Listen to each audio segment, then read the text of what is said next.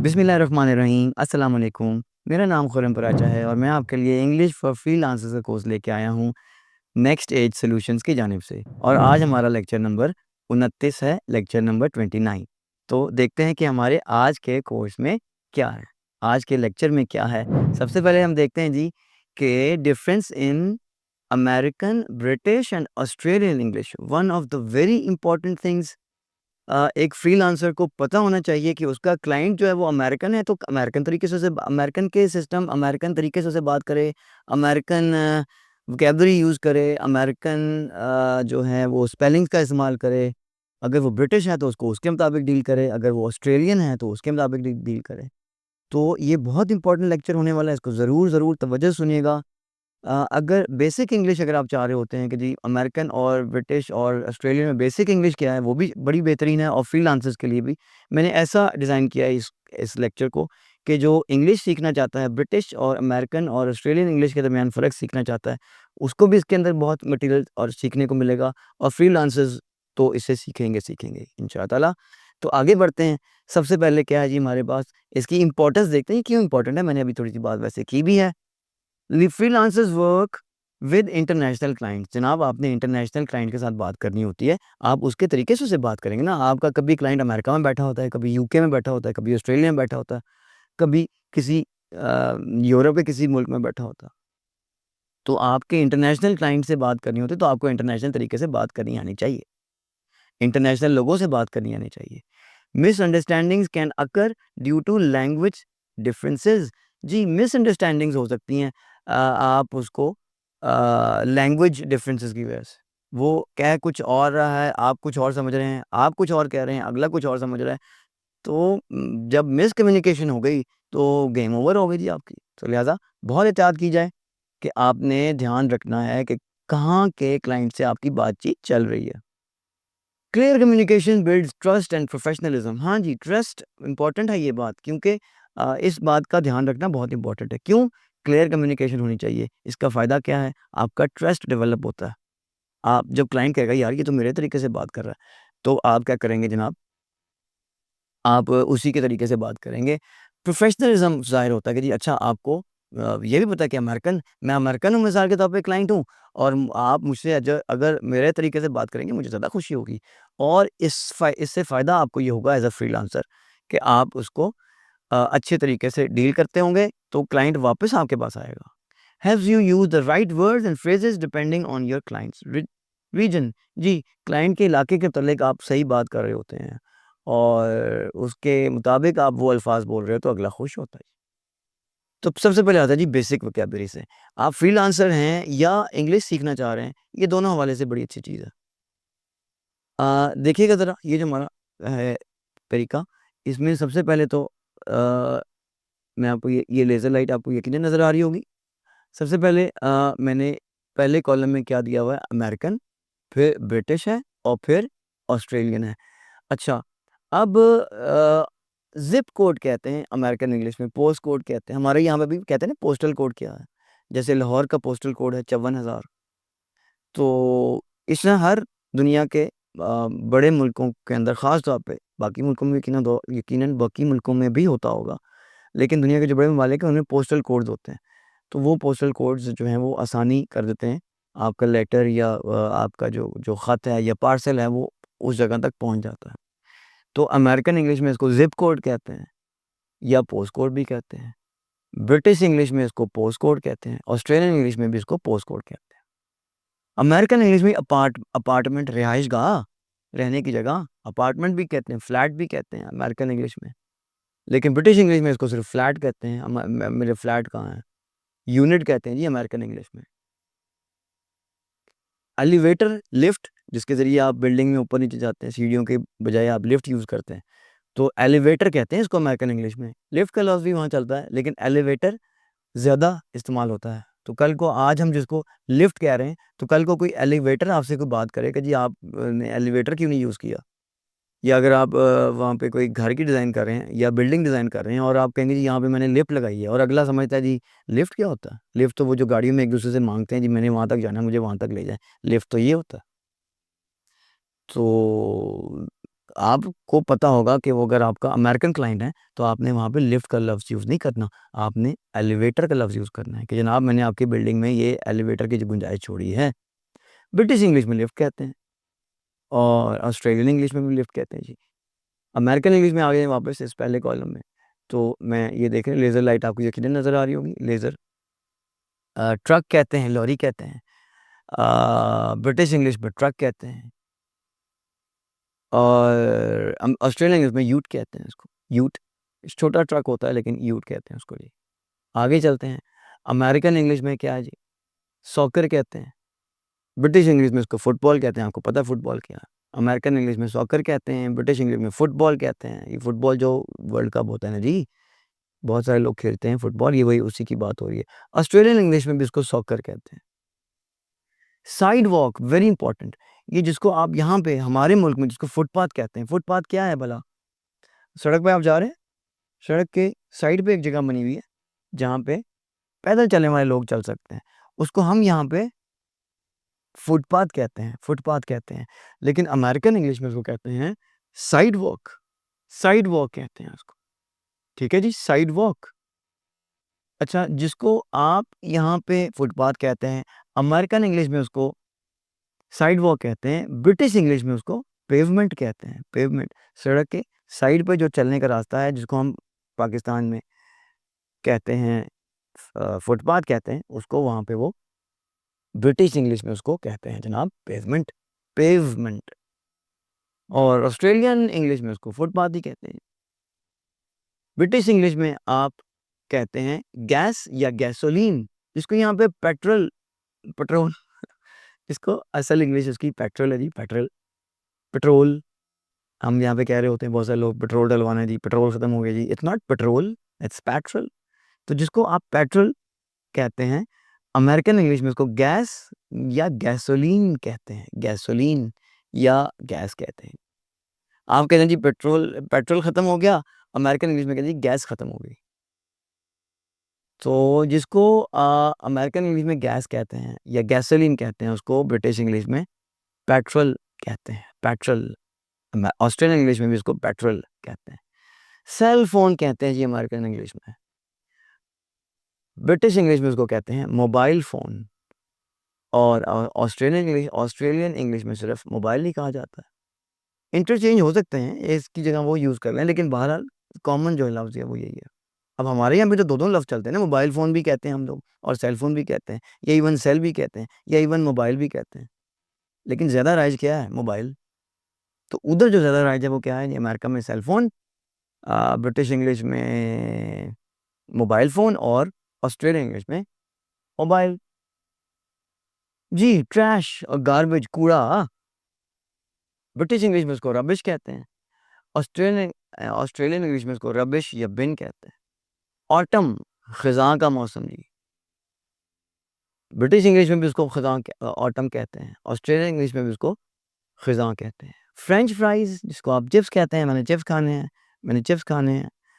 तो American English में आप उसको कहते हैं फ्रेंच फ्राइज़। वहाँ पे आप कहेंगे मैंने चिप्स खाने हैं, तो कहेगा हैं? चिप्स तो वो छोटे-छोटे मार्बल के टुकड़े होते हैं, पत्थर टूटा हुआ होता है जो फर्शों में पड़ते हैं ना जी, उसको चिप्स कहते हैं। छोटे-छोटे टुकड़े। तो हैं चिप्स खाने, पत्थर खाना? नहीं भाई, हम तो आपको पत्थर नहीं खिला सकते। तो भाई अगर आपने वो चिप्स खाने जिनको हम यहाँ पे आलू के चिप्स खाने हैं, तो आप उनको वहाँ पे अमेरिकन इंग्लिश में फ्रेंच फ्राइज़ कहेंगे। ब्रिटिश इंग्लिश में उसको चिप्स कहते हैं। ऑस्ट्रेलियन इंग्लिश में भी उसको आप चिप्स ही कहेंगे। कुकी, बिस्किट, और ब्रिटिश इंग्लिश में भी बिस्किट और अमेरिकन इंग्लिश में भी बिस्किट। यानी जिसको आप यहाँ पे बिस्कुट नहीं कहना, बिस्कुट नहीं कहना यार, अपना इमेज बिल्कुल नीचे गिरा देते हैं आप। तलफ़्फ़ुज़ में मैंने बड़ी आपको बातें बताई हुई हैं कि एक लफ्ज़ का तलफ़्फ़ुज़ कोई गलत कर दे तो उसका इमेज बिल्कुल नीचे चला जाता है, बिल्कुल नीचे चला जाता है। तो अपना इमेज मत ख़राब करें, अपना इमेज मत ख़राब करें गलत तलफ़्फ़ुज़ करके। बिस्कुट कोई नहीं होता जी, बिस्कुट खाने हैं, बिस्कुट मँगवा लूँ? नहीं भाई नहीं, आपने बिस्कुट नहीं मँगवाने, आपने बिस्किट मँगवाने हैं, बिस्किट। तो जिसको आप यहाँ पे बिस्किट कहते हैं, अमेरिकन इंग्लिश में उसको कुकी कहते हैं, कुकी। ब्रिटिश इंग्लिश में भी बिस्किट और ऑस्ट्रेलियन इंग्लिश में भी बिस्किट। वेकेशन जी, छुट्टियाँ, वेकेशन, हॉलिडे कहते हैं, वेकेशन कहते हैं अमेरिकन इंग्लिश में, हॉलिडे कहते हैं ब्रिटिश इंग्लिश में, और हॉलीडे ही कहते हैं ऑस्ट्रेलियन इंग्लिश में। अब आता है जी कुछ स्पेलिंग्स के फ़र्क हैं। स्पेलिंग्स का फ़र्क होने की वजह से बहुत सारे लोग जो हैं अपनी कम्युनिकेशन ख़राब कर लेते हैं। मिसाल के तौर पे जी, कलर ब्रिटिश इंग्लिश में अमेरिकन इंग्लिश में कलर की स्पेलिंग देखें COLOR। अब इधर आ जाएँ ब्रिटिश इंग्लिश में तो COLOUR जी। तो ध्यान रखें जब आप अमेरिकन से बात करें तो COLOR, जब आप ब्रिटिश या इवन ऑस्ट्रेलियन से बात कर रहे हैं तो COLOUR। सेंटर जी CENTER, बहुत इंपॉर्टेंट। सेंटर ब्रिटिश में आ जाए तो CENTRE और ऑस्ट्रेलियन में जी CENTI। ऑर्गेनाइज में ये जी या जेड लगा हुआ है, ORGANIZE, लेकिन ORGANISE। देखा उधर अमेरिकन में ZE है और इधर आई के बाद SE है, और ऑस्ट्रेलियन भी SE लगाते हैं ऑर्गेनाइज। तो अगर आप अमेरिकन क्लाइंट से बात करें तो ZE लगाएंगे। छोटी छोटी बातें हैं, परेशान होने की जरूरत नहीं कि जी हम क्या करेंगे, कैसे याद रहेगा। भाई 3-4 दफ़ा इसके एक तो आप स्क्रीनशॉट ले लें, फिर उसको बाद में आप स्क्रीनशॉट लेने के बाद उसको 3-4-5 दफ़ा देखेंगे, आपको क्लियर हो जाएगा ये। मुझे अगर क्लियर है, ये बहुत सारे और टीचर्स या अगर और फ्रीलांसर्स को ये बात क्लियर है तो आपको भी क्लियर हो जाएगी यार, उसको तवज्जो तो देना। ये हम कैसे ही याद रखेंगे, अब किसी के ज़हन में अगर ये बात आ रही है तो इतनी मुश्किल है, कैसे ही याद रहेगा? 4-5 दफ़ा करें, एक नोटबुक बनाएँ। मैंने आपको बहुत शुरू में कहा था, कुछ लोगों ने कमेंट्स के अंदर कहा भी कि जनाब हमने अपनी अपने अलहदा से नोटबुक बना ली है, अब हम वो यकीनन अगर देख रहे हैं, तो वो भी इसको काइंडली नोट करें यहाँ पे, कि जनाब इन इन बातों का ध्यान रखना है। ये बहुत सारे लफ्ज़ नहीं, ये चंद कुछ रूल्स हैं, उनको फ़ॉलो करें और दैट इज़ ऑल। कैसे हम करेंगे, परेशान हो जाते हैं। हो जाएगा, हो जाएगा। बहुत सारे लोग अगर कर रहे हैं तो आप भी कर सकते हैं, इंशाअल्लाह।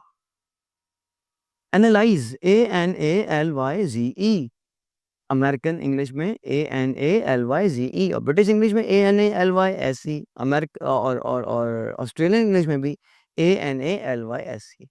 ट्रैवलर, सिंगल एल आ रहा है ट्रैवलर में अमेरिकन इंग्लिश में, डबल एल आ रहा है ब्रिटिश इंग्लिश में, और ऑस्ट्रेलियन इंग्लिश में भी डबल एल आ रहा है। तो ये ध्यान रखें जी, ट्रैवलर के अंदर स्पेलिंग्स के अंदर क्या-क्या बातें हैं।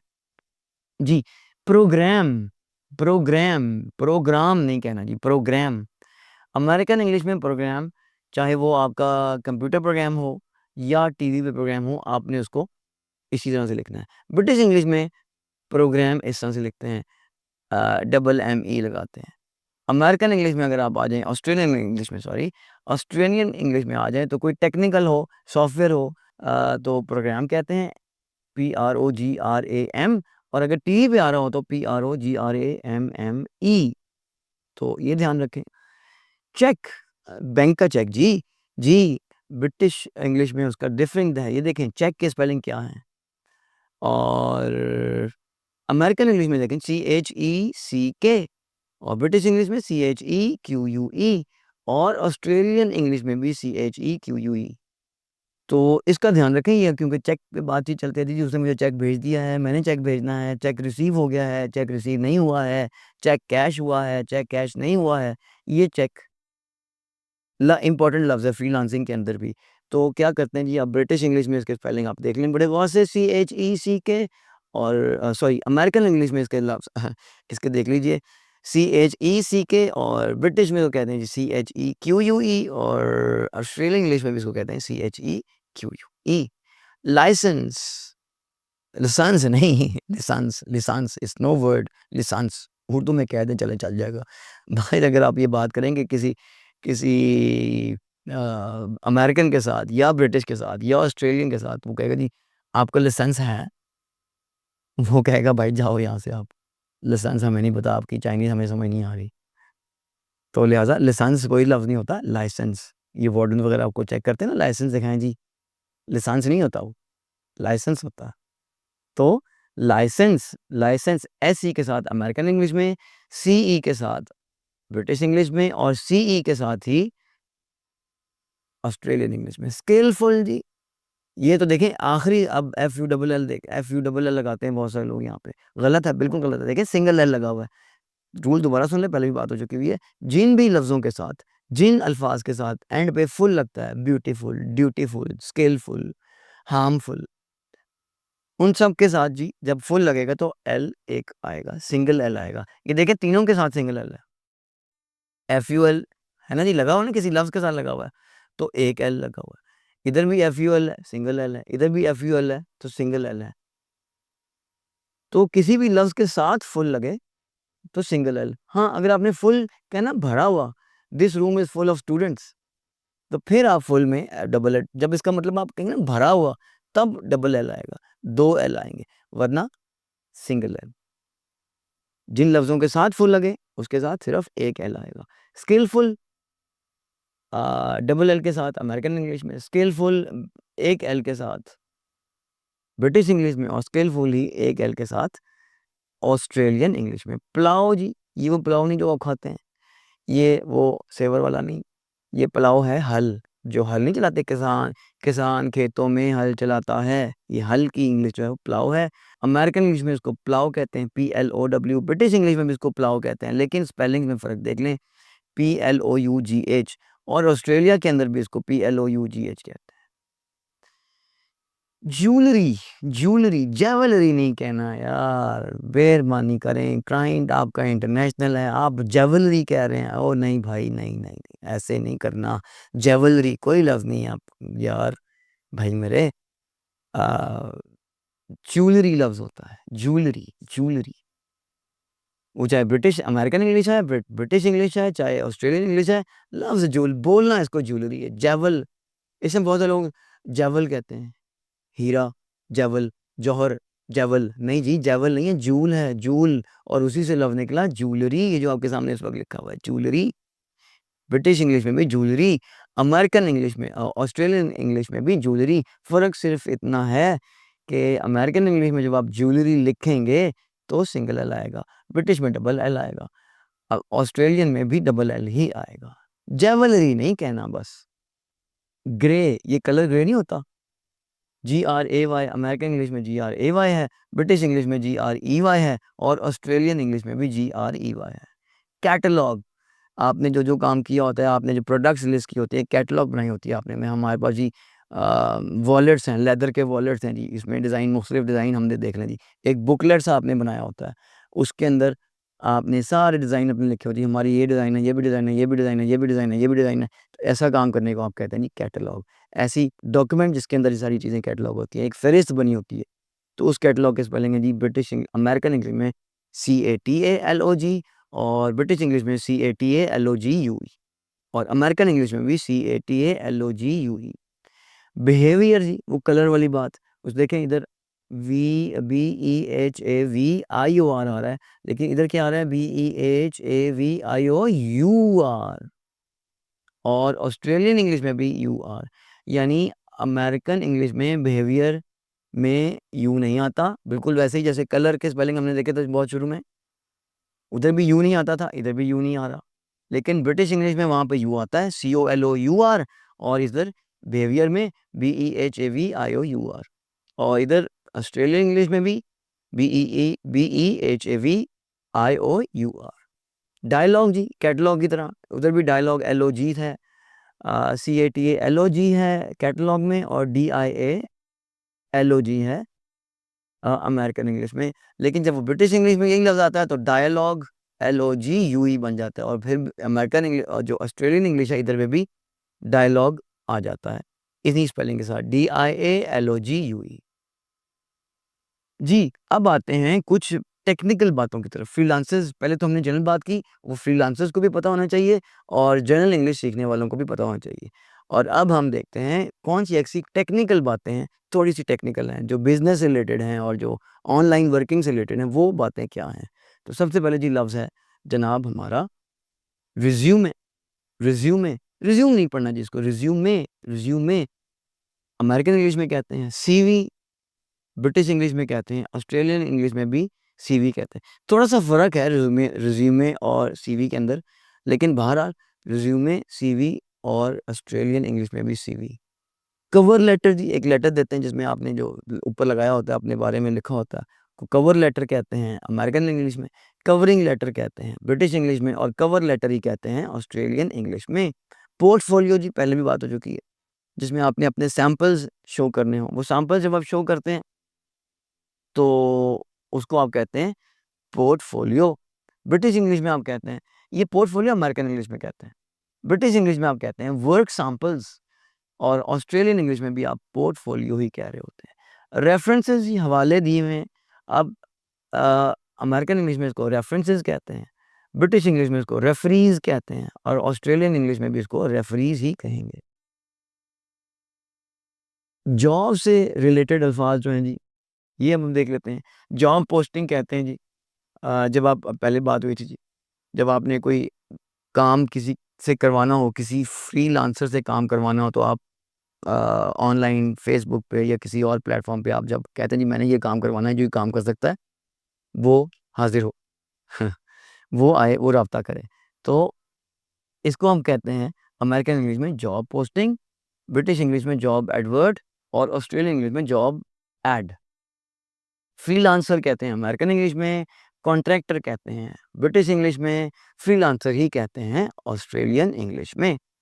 Part time job, part time job जो असल काम से हट के, अगर आप 9 टू 5 कहीं भी जॉब कर रहे हैं और इसके अलावा कहीं भी जॉब करते हैं, तो उसको पार्ट टाइम जॉब कहा जाता है। तो पार्ट टाइम जॉब कहते हैं जी अमेरिकन इंग्लिश में, पार्ट टाइम रोल कहते हैं ब्रिटिश इंग्लिश में, और कैजुअल गिग कहते हैं ऑस्ट्रेलियन इंग्लिश में। गिग वर्क यानी आप कोई काम करते हैं किसी गिग के ज़रिए, और कोई फ्रीलांसिंग का काम करते हैं, फ्रीलांसिंग का काम करते हैं, तो आप कहेंगे जी गिग वर्क है। ब्रिटिश इंग्लिश में इसको कहेंगे जी फ्रीलांस वर्क है। और शॉर्ट टर्म कॉन्ट्रैक्ट कहते हैं जी आप ऑस्ट्रेलियन इंग्लिश में। पेमेंट एंड इनवॉइसिंग जी अमेरिकन इंग्लिश में पे चेक बोलेंगे जनाब आप इसको, ब्रिटिश इंग्लिश में आप इसको बोलेंगे पे स्लिप, और ऑस्ट्रेलियन इंग्लिश में भी आप उसको बोलेंगे पे स्लिप। वही ये बात लफ्ज़ हम पहले भी देख चुके हैं, check, check, check. British English में जो बैंक में चेक जो होते हैं, वही हमने पहले बात की। अब क्योंकि टेक्निकल टर्म भी आ गई, तो यहाँ पे भी ऐड मैंने किया हुआ है। तो आप लिखते हैं चेक, स्पेलिंग ज़रूर गौर से देखिए जी, CHECK। ये वो चेक नहीं है कि काम चेक हो गया जी, मैंने काम कर लिया जी आपका, मैंने आपका काम चेक कर लिया जी, ये वो वाला चेक नहीं है, ये चेक बैंक वाला चेक है। लेकिन स्पेलिंग इसके ज़रा देखें, अमेरिकन इंग्लिश में चेक, इसी चेक की स्पेलिंग CHECK होते हैं। ब्रिटिश इंग्लिश में CHEQUE होते हैं, हम पाकिस्तान में भी इसको CHEQUE ही लिखते हैं। तो यहाँ पे आप चेक की स्पेलिंग CHECK लिखेंगे तो गलत समझे जाएँगे। तो ब्रिटिश इंग्लिश में चेक, चेक की स्पेलिंग CHEQUE, ऑस्ट्रेलियन इंग्लिश में भी CHEQUE। बिल आप बनाते हैं जी, बिल होता है आपका।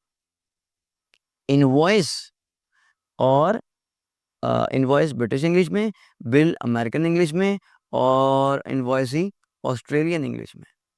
रेट क्या है, पर आवर रेट क्या है, तो उसको हम कहते हैं अमेरिकन इंग्लिश में rate per hour, British English में कहते हैं आवरली पे, और ऑस्ट्रेलियन इंग्लिश में भी कहते हैं आवरली पे। अमेरिकन इंग्लिश में पेमेंट ड्यू कब होगी जी, आखिरी डेट क्या है, कब पेमेंट करेंगे, और ब्रिटिश इंग्लिश में कहते हैं पेमेंट डेडलाइन, और ऑस्ट्रेलियन इंग्लिश में कहते हैं ड्यू डेट। तो जनाब अगला है हमारा वर्क सेटअप। काम जब आप करते हैं तो वहाँ पे हमने क्या-क्या टर्मिनोलॉजी यूज़ करनी है, अमेरिकन इंग्लिश के लिए, ब्रिटिश इंग्लिश के लिए, और ऑस्ट्रेलियन इंग्लिश के लिए।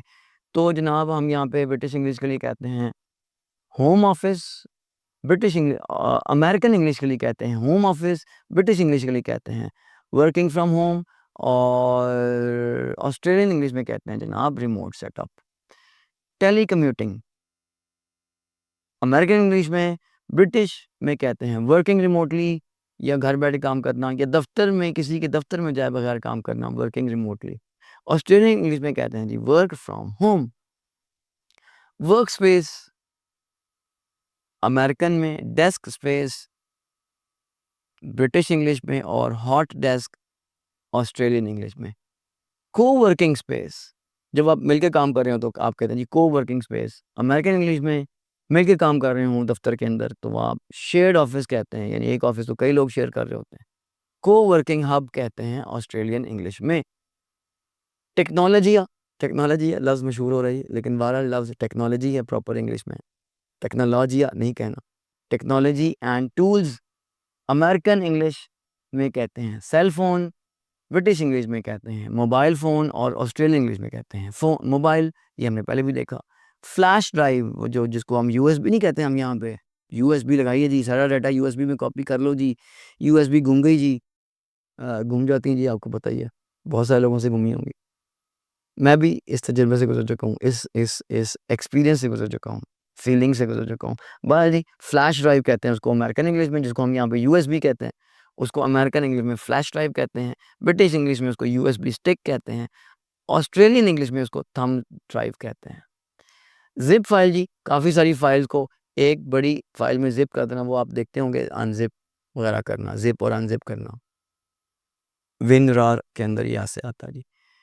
तो ज़िप फाइल काफ़ी फाइलों को एक फाइल के अंदर उसको कंप्रेस कर देना, उस फाइल को कहते हैं जिसके अंदर बाकी फाइलें कंप्रेस हुई हुई हैं, उस फाइल को कहते हैं ज़िप फाइल। ब्रिटिश इंग्लिश में कहते हैं उसको कंप्रेस्ड फाइल और अमेरिकन इंग्लिश में उसको कहते हैं ज़िप्ड फ़ोल्डर। वाई-फाई प्लान जी, जैसा हमारा पैकेज नहीं होता, वहाँ पे वाई-फाई प्लान है, इंटरनेट पैकेज है ब्रिटिश इंग्लिश में, वाई-फाई प्लान है अमेरिकन इंग्लिश में और एनबीएन प्लान है ऑस्ट्रेलियन इंग्लिश में। फीडबैक एंड कम्युनिकेशन के अंदर जी टच बेस कहते हैं अमेरिकन इंग्लिश के अंदर, हैव अ वर्ड बात करना जी, आए बात करते हैं, ये मैंने आपसे बात करनी है, तो टच बेस कहेंगे अमेरिकन इंग्लिश में, हैव अ वर्ड थोड़ी बहुत बात करने के लिए कहेंगे ब्रिटिश इंग्लिश में हैव अ वर्ड और कैच अप कहेंगे ऑस्ट्रेलियन इंग्लिश में। रीच आउट या राब्ता करना हम कहते हैं अमेरिकन इंग्लिश में, ब्रिटिश इंग्लिश में कहते हैं गेट इन टच और ऑस्ट्रेलियन इंग्लिश में कहते हैं ड्रॉप अ लाइन। जी, फॉलो अप कहते हैं किसी से बात कर ली, फिर दोबारा आपसे बात की, किसी क्लाइंट ने आपसे पूछा जी काम करना है? मैंने उसको कहा जी हाँ जी करना है, फिर वो आपसे राब्ता नहीं कर रहा, तो आप उससे जब दोबारा कायम बात करेंगे तो उसको आप कहेंगे नहीं मैं फॉलो अप कर रहा हूँ। तो जनाब फॉलो अप कहते हैं अमेरिकन इंग्लिश में, ब्रिटिश इंग्लिश में कहते हैं चेक इन और ऑस्ट्रेलियन इंग्लिश में कहते हैं फॉलो थ्रू। पिंग मी जी, मुझसे राब्ता कीजिए, आप मुझसे राब्ता कीजिए। क्लाइंट मुझसे राब्ता करे तो आप कहेंगे जी you can ping me, American English में आप कहेंगे you can ping me, British English में आप कहेंगे यू कैन मैसेज मी और ऑस्ट्रेलियन इंग्लिश में आप कहेंगे गिव मी अ बेल। तो ये था हमारा फीडबैक एंड कम्युनिकेशन। अब अगला देखते हैं डेडलाइन के लिए अमेरिकन इंग्लिश क्या कहते हैं जी और ब्रिटिश इंग्लिश वाले क्या कहते हैं जी और ऑस्ट्रेलियन इंग्लिश वाले क्या कहते हैं। तो जनाब डेडलाइन अमेरिकन इंग्लिश में डेडलाइन होती है, ब्रिटिश इंग्लिश में कट ऑफ डेट होती है और ऑस्ट्रेलियन इंग्लिश में ड्यू डेट होती है जी। अमेरिकन इंग्लिश में टाइमलाइन, ब्रिटिश इंग्लिश में टाइम स्केल और ऑस्ट्रेलियन इंग्लिश में प्रोजेक्ट शेड्यूल या स्केड्यूल भी कहते हैं, दोनों ठीक है। टाइम ऑफ छुट्टी लेनी है अगर आपने कोई पूरे दिन की छुट्टी करनी है आपने तो उसको आप कहते हैं जी टाइम ऑफ, मैंने टाइम ऑफ लिया हुआ है। अमेरिकन इंग्लिश में टाइम ऑफ कहते हैं, ब्रिटिश इंग्लिश में इसको लीव कहते हैं, पाकिस्तान में इसको लीव कहते हैं। या ब्रिटिश इंग्लिश में आप चले जाएँ तो वहाँ पे कहते हैं जनाब डे ऑफ, कि पूरे दिन की छुट्टी करें तो डे ऑफ। स्केड्यूल, शेड्यूल जिसको अमेरिकन इंग्लिश में कहते हैं, आपका क्या स्केड्यूल है, कितने बजे आते हैं, कितने बजे जाते हैं, कितने बजे काम करते हैं, कितने आवर्स काम करते हैं, आपका स्केड्यूल क्या है, ये शेड्यूल क्या है, both are correct. American English में स्केड्यूल या शेड्यूल, ब्रिटिश इंग्लिश में टाइम टेबल और ऑस्ट्रेलियन इंग्लिश में रोस्टर। तो अब हम देखते हैं जी common freelancing phrases in American, British and Australian English. अल्फ़ाज़ का मजमूआ फ्रेजेज़ वो क्या-क्या हैं? ब्रिटिश इंग्लिश में अल्फ़ाज़ क्या कहेंगे तो उनका क्या मतलब होगा? अमेरिकन इंग्लिश में क्या कहेंगे तो उसका क्या मतलब होगा? और ऑस्ट्रेलियन इंग्लिश में आप क्या कहेंगे तो उसका क्या मतलब होगा? ये अब जानते हैं अगली स्लाइड्स के अंदर। तो आइए देखते हैं। सबसे पहले जनाब अमेरिकन इंग्लिश में कहते हैं आप एक्सप्रेसिंग इंटरेस्ट शो करना। आपने किसी का काम देखा, आप जॉब देखी किसी की, आपने कहता जी हाँ जी, मैं ये काम कर सकता हूँ। तो या आप किसी से काम करवाना चाहते हैं और आप चाहते हैं जी कि वो काम बंदा जो ऑफ़र कर रहा है, जो ग्राफ़िक डिज़ाइनिंग कर रहा है, मैं उससे काम करवाना चाहता हूँ, तो आप कहेंगे जनाब I am interested in this gig, यानी अमेरिकन इंग्लिश में आप कहेंगे I am interested in this gig. As a freelancer भी आप कह सकते हैं। ब्रिटिश इंग्लिश में I am keen on this opportunity, जनाब आपने ये जो मौका दिया है, ये जो जॉब पोस्ट की है, लोगो डिज़ाइन करवाना है आपने, मैं इसमें दिलचस्पी रखता हूँ। I am keen on this opportunity, it's not opportunity. Opportunity कोई लफ़्ज़ नहीं होता। मैं कुछ लोगों को जानता हूँ, वो कहते हैं जी अपॉर्च्युनिटी, अपॉर्च्युनिटी नहीं, अपॉर्च्युनिटी। ऑस्ट्रेलियन इंग्लिश में आप कहेंगे जी I am up for this project, मैं रेडी हूँ इस प्रोजेक्ट के लिए। अमेरिकन इंग्लिश में जी I would love to collaborate, मैं आपसे ताउन करके बड़ा मुझे अच्छा लगेगा। I delighted to work together. British English में कहते हैं मुझे आपके साथ काम करके बड़ी खुशी होगी। ऑस्ट्रेलियन इंग्लिश में कहते हैं आई स्टोक टू जॉइन इन, यानी मैं आपको ज्वाइन करूँगा। अमेरिकन इंग्लिश में this sounds a great fit, ये बड़ा अच्छा मुझे लग रहा है। अमेरिकन इंग्लिश में बड़ा अच्छा लग रहा है जी। ब्रिटिश इंग्लिश में कहते हैं this seems a good match, आप और मेरी बातचीत हो गई है, मुझे आपकी समझ आ गई, आपको मेरी समझ आ गई, बड़ा अच्छा मैच है जी ये। ऑस्ट्रेलियन इंग्लिश में आप यही बात कैसे करते हैं, this looks a ripper of a job. अब ये एक फिक्स रूल नहीं है, आप इंटरचेंज भी कर सकते हैं, लेकिन ज़्यादातर लोग जो हैं वो इसी तरह से बोलते हैं। अगर आपने कहा जी नहीं ये तो ब्रिटिश इंग्लिश में तो ऐसा है ही नहीं, तो भाई कुछ और भी बोल रहे हैं, ये कोई फिक्स रूल नहीं है, ये कोई आयत या हदीस थोड़ी है। आस्किंग फॉर क्लेरिफिकेशन, कोई बात आपको समझ में नहीं आ रही, क्लाइंट ने कोई काम करवाना है, लोगो डिज़ाइन करवाना है और आपको थोड़ी-सी बात कन्फ्यूजन में लेके जा रही है, तो आप वहाँ पे क्या कहेंगे जी, can you clarify that? Can you clarify that? American English में कहेंगे। ब्रिटिश इंग्लिश में कहेंगे could you elaborate? Could you elaborate? Australian English में कहेंगे माइंड एक्सप्लेनिंग दैट? अगर आप बुरा ना मनाएँ तो थोड़ा एक्सप्लेन करेंगे? अच्छा जी, what do you mean exactly? आप क्या कहना चाहते हैं? असल में आप क्या कहना चाहते हैं? अमेरिकन इंग्लिश में could you shed more light? क्या आप इस पे मज़ीद तफ़सील से बताएँगे? क्या आप मज़ीद रोशनी डालेंगे? ब्रिटिश में कहते हैं जी। और ऑस्ट्रेलिया में आप कहते हैं जी can you break that down? ज़रा मज़ीद इसके बारे में बात कीजिएगा। बात तो वही है देखें, बात एग्ज़ैक्टली वही कर रहा है। अब अमेरिकन इंग्लिश में क्या कर रहा है जी, सेकंड वाला देखिए, what do you mean exactly? या कह लें, या could you shed more light कह लें, या can you break that down कह लें, एक ही मतलब है। लेकिन ये बात पहले वाली जो है, जो what do you mean exactly American English में चलती है, could you shed more light British English में चलती है और can you break that down ये ऑस्ट्रेलियन इंग्लिश में चलती है। I am not sure I follow, मुझे नहीं लग रहा कि मुझे आपकी बात समझ में आई हो। British American English, I didn't quite catch that, मुझे ये बात कुछ समझ नहीं आई। British English, I didn't get that fully, मुझे आपकी बात पूरी समझ में नहीं आई। ऑस्ट्रेलियन इंग्लिश में कहते हैं जी गिविंग अपडेट्स, आपने कुछ काम कर लिया है, सारा काम नहीं किया, थोड़ा-सा काम आपने कर लिया, तो आप उस क्लाइंट को अपडेट दे रहे हैं, जी मैंने ये काम कुछ कंप्लीट कर लिया है, तो इसके लिए आपने क्या कहना है? अमेरिकन इंग्लिश में जस्ट अ क्विक अपडेट, जी एक जल्दी से अपडेट दे दूँ, मैंने आपको फलाँ-फलाँ काम था, उसमें से मैंने इतना काम आपके लिए कर लिया, तो मैं आपको अपडेट दे रहा हूँ। ब्रिटिश इंग्लिश में आपने यही बात कैसे करनी है? Here is a brief update, एक और अपडेट आ गई जी।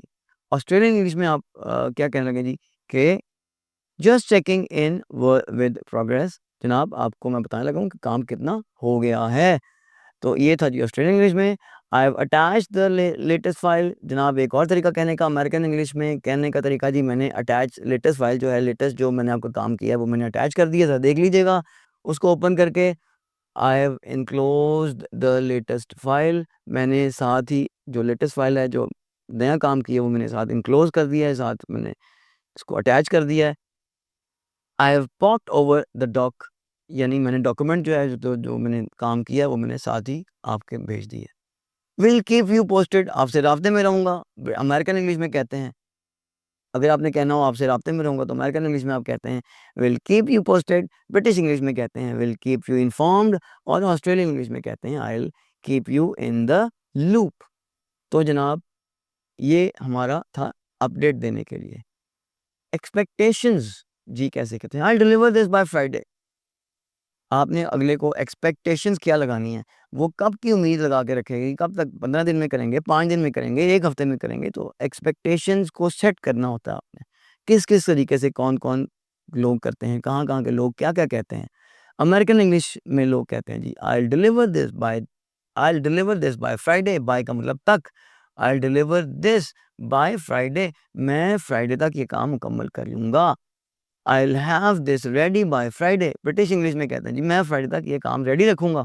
Should be good to go by Friday, यानी आपको फ्राइडे तक ये काम मिल जाएगा। तीनों बातों में एक ही बात की गई है, जनाब फ्राइडे को काम मिल जाएगा, लेकिन अमेरिकन इंग्लिश को कहने का तरीका और है, ब्रिटिश इंग्लिश को कहने का तरीका और है, और ऑस्ट्रेलियन इंग्लिश के कहने का तरीका और है। It will take me 2 days, 2 दिन लगेंगे, अमेरिकन्स कहते हैं। It should take me a couple of days, British कहते हैं। गिव मी अ डे और 2, ऑस्ट्रेलियंस के साथ बात करने के लिए आपने कहना है। इज़ दैट डेडलाइन फ्लेक्सिबल, आप जो आखिरी दिन बता रहे हैं, क्या इसमें एक आधा दिन और मिल सकता है? फ्लेक्सिबल है, फ्लेक्सिबिलिटी है बीच में। तो जनाब is that deadline flexible, American. Would it be okay to shift the deadline? अगर आप बुरा ना मनाएं, क्या ये मुनासिब रहेगा कि हम डेडलाइन को थोड़ा शिफ्ट कर दें, किसी और दिन पर ले जाएं? जो आपने आखिरी दिन कहा हुआ है काम डिलीवर करने का, उसको हम किसी और दिन ले जाएं, तो अगर आप बुरा ना मनाएं तो क्या ये मुमकिन है? ब्रिटिश कहते हैं जी ऐसे। या ब्रिटिश से बात करते हुए आपने, ब्रिटिश इंग्लैंड वाले, यूके वाले, तो उनसे बात करते हुए आपने ये बात करनी है, can we push that back a bit? क्या हम थोड़ा और मज़ीद में तब्दीली ला सकते हैं? आपने जो डेडलाइन दी हुई है, क्या उसमें हम और मज़ीद तब्दीली ला सकते हैं? तो इसके लिए आपने क्या किया हुआ जी, can we push that back a bit? तो ये तो था जी हमारा आज का लेसन, वेरी इंपॉर्टेंट लेसन। इसके स्क्रीनशॉट ले लीजिएगा, इसको समझिएगा। मुख्तलिफ मुल्कों के क्लाइंट्स के साथ आपने कैसे बात करनी है, मुख्तलिफ रीजन्स के क्लाइंट के साथ आपने कैसे बात करनी है, अमेरिकन्स के साथ कैसे बात करनी है, ब्रिटिश के साथ कैसे बात करनी है, ऑस्ट्रेलियन अगर क्लाइंट आपको मिल गया तो उसके साथ कैसे बात करनी है। तो आपको इन सब का बता दिया है, बेसिक वोकैब्युलरी भी आपको बता दी गई। एलिवेटर कहना है, लिफ्ट कहाँ कहना है, एलिवेटर कहाँ कहना है, या ट्रक कहाँ कहना है, लॉरी कहाँ कहना है। वो लॉरी का लफ्ज़ आपको पता है ना, लारी, आपने ये पंजाबी उर्दू में भी आ गया है लारी अड्डा। जी, तो ये लारी अड्डा, जो लारी का जो लफ्ज़ है, ये लॉरी से आया हुआ। अच्छा जी। अब अगली बात क्या है जी, कि मैंने एक्सप्रेशंस भी आपको बता दिए कि कौन-कौन से अल्फ़ाज़, कौन-कौन से जुमले इस्तेमाल करने हैं, क्या बात करने के लिए, अमेरिकन से क्या बात करनी है, ब्रिटिश से क्या बात करनी है, और ऑस्ट्रेलियन से बात करनी है तो कैसे करनी है, तो ये भी आपने सीख लिया।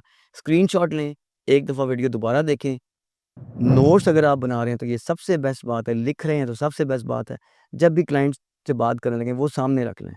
बेस्ट चीज़ें जो मुझे लगती थी, वो मैंने आपके सामने रख दी हैं। अब फ़ैसला आपने करना है, अब फ़ायदा आपने उठाना है इसका। मुझे तो जो बेस्ट लग रहा था, अपने इतने सारे एक्सपीरियंस के बाद, आपको मैंने शुरू में भी कहा हुआ है कि मुझे 26 साल से ज़्यादा का अरसा हो गया इसी कम्युनिकेशन फ़ील्ड में, इंग्लिश की टीचिंग में। तो उसको मैंने इस्तेमाल करते हुए, मैंने यहाँ पे आपको बता दिया सारा कुछ। अब आप पे डिपेंड करता है, आप इससे कितना फ़ायदा उठाते हैं। तो मिलते हैं अगले लेक्चर में बहुत जल्द इंशाअल्लाह ताला, तब तक के लिए इजाज़त दीजिए। अस्सलाम वालेकुम।